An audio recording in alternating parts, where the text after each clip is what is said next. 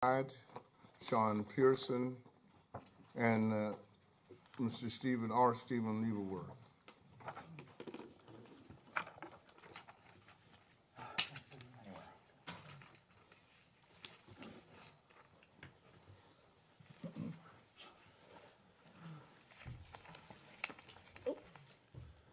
Lost my place.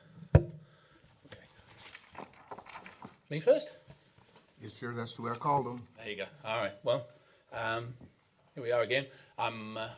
Remain Martin Hyde. I remain one of the three remaining candidates in the runoff for a seat on the City Commission.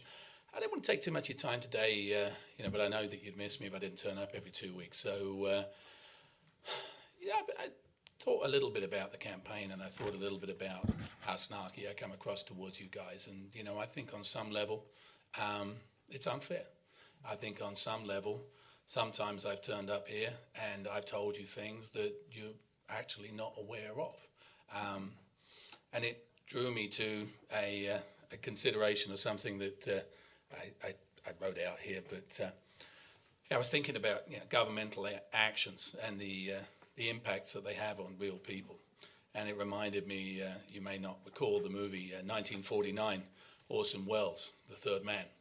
And there's in that film noir, there's a famous scene where the villain is sitting on a Ferris wheel, and the man with him asks him if he's ever met any of his victims, and he replied by pointing at the people on the ground and said, if you'll excuse the paraphrased terms, you see those figures? They look like dots from up here, right? Tell me, if a few of those dots stopped moving around, how would it affect you? On occasions, in recent months, I've wondered if some of you don't think like the guy in the movie, that taxpayers and citizens to an extent are dots. But I've come to believe that it's actually more complex than that.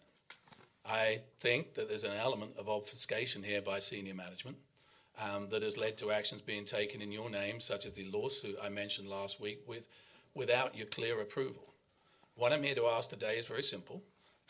As you enter budget workshops in the weeks to come on decisions that will affect the rest of us for the next fiscal year, remember that we elected all of you to look out for our best interests, not those that might see us as dots.